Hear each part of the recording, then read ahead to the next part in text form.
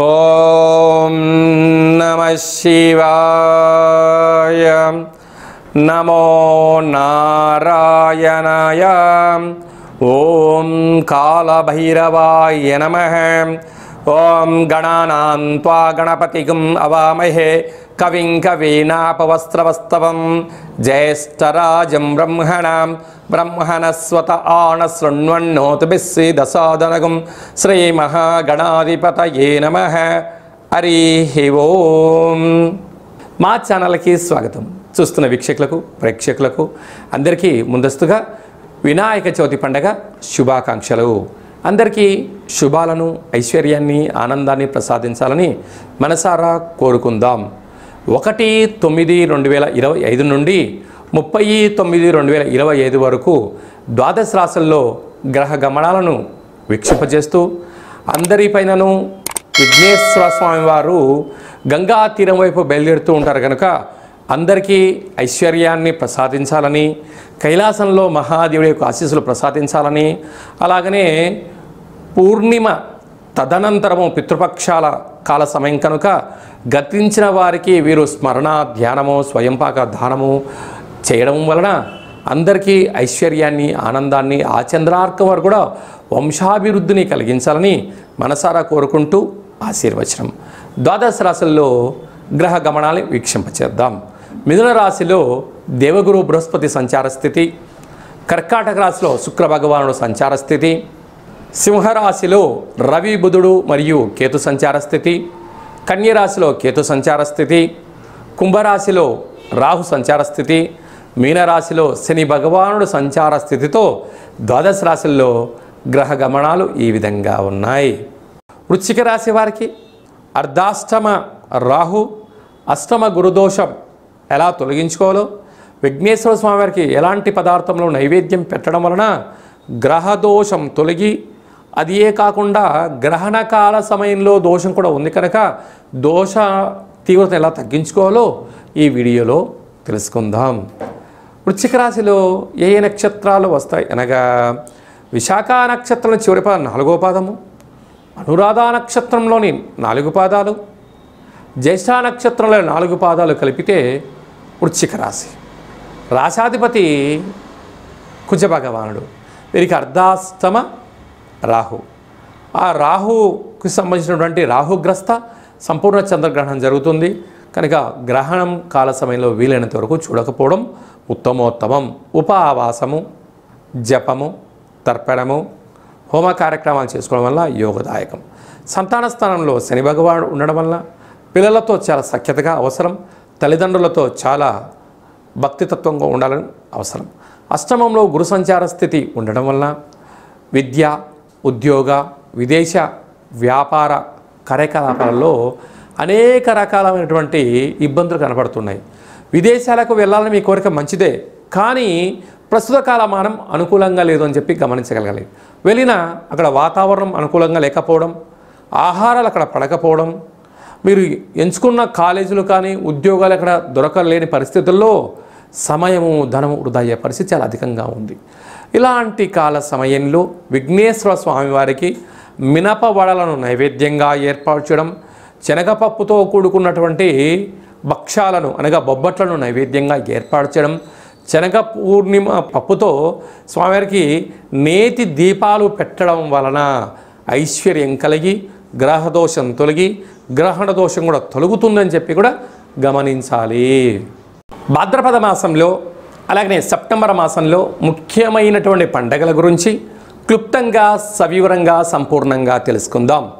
మనకు సెప్టెంబర్ మాసం ప్రారంభం అయ్యేసరికే మనకు వినాయక నవరాత్రులు జరుగుతున్నాయి కనుక మనకు 6వ తారీఖున విఘ్నేశ్వర స్వామివారు శరన్నవరాత్ర మహోత్సవాలన్నీ కూడా ముగించుకొని గంగా తీరం వైపు స్వామివారు బయలుదేరుతూ ఉంటారు కనుక వెళ్ళేటువంటి కాలక్రమంలో అందరము కూడా నిశ్శబ్దాలను ఎక్కువగా పాటిస్తూ శబ్దరహితమైనటువంటి జీవనాన్ని ముందుకెళ్తూ, ఎందుకంటే శబ్ద కాలుష్యం అనేది చాలా అధికమవుతుంది.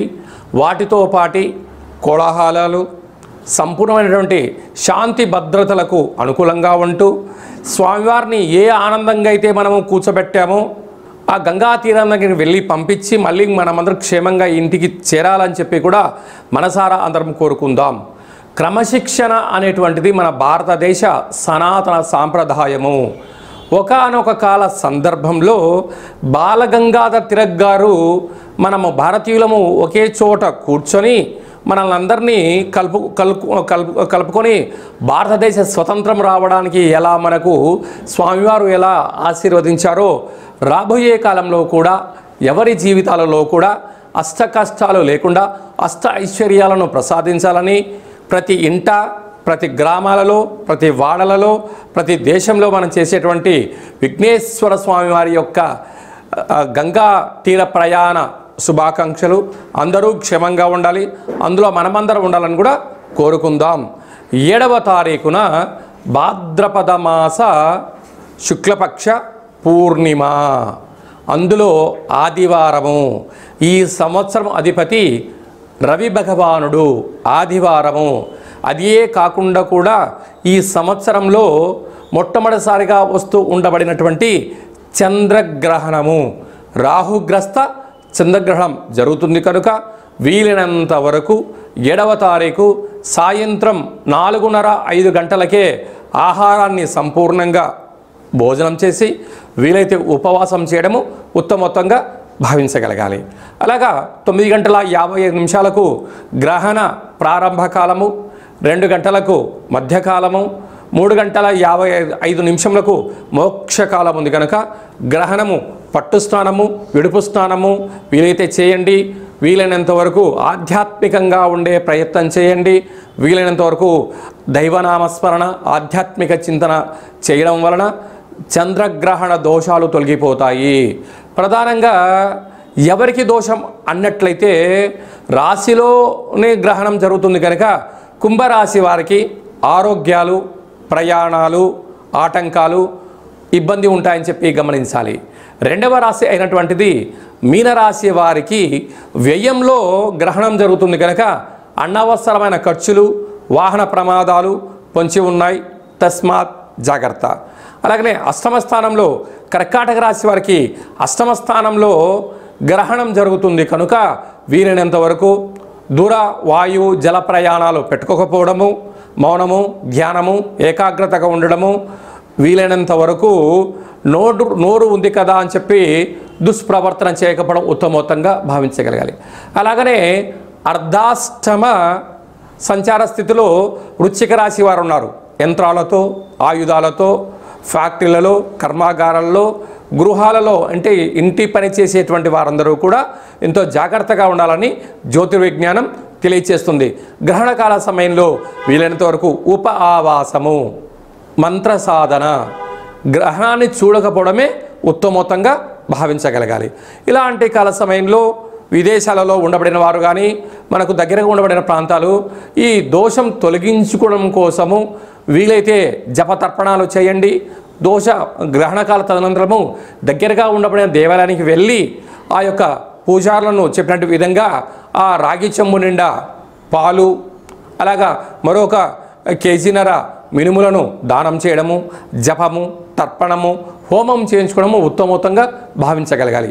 ఇదల్లా కుదరలేనటువంటి వారు ఈ కింది నెంబర్ సంప్రదించగలిగినట్లయితే మీ యొక్క గోత్రనామములతో పూజ చేయించి ఆ యొక్క జప ఫలములను మీకు అందజేయడం జరుగుతుందని చెప్పి కూడా గమనించగలగాలి.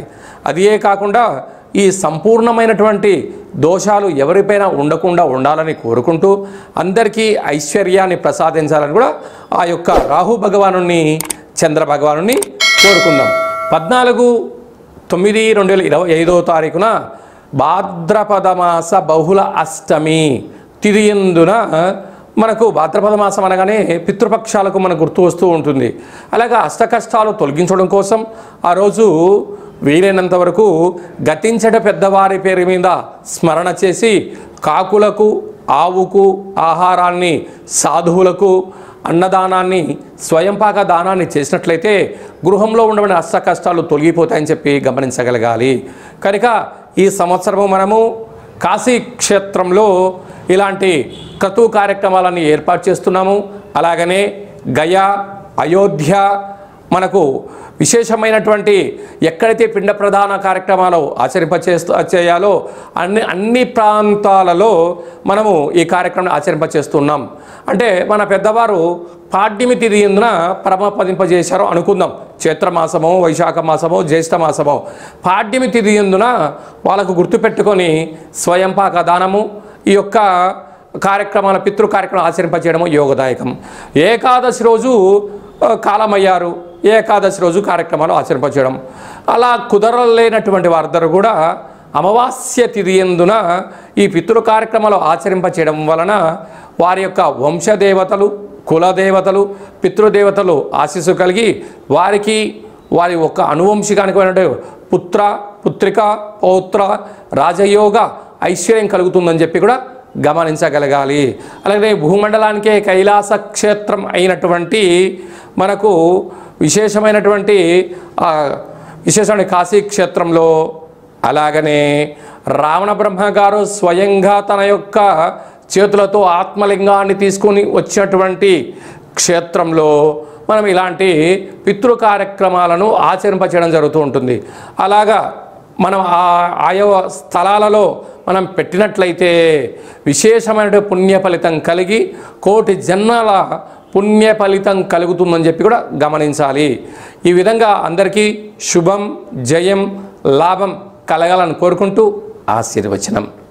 ఓం శతమానం భవతి శతాయు పురుష సతేంద్రియ ఆయుష్యేవేంద్రియే ప్రతిష్టతి ధనం ధాన్యం బహుపుత్రలాభం శత సంవత్సరం దీర్ఘమాయు సర్వే జనా సుఖినో భవంతు లోకా సమస్తా సుఖినో భవంతు సర్వం విఘ్నేశ్వరార్పణమస్తు. హరి ఓం.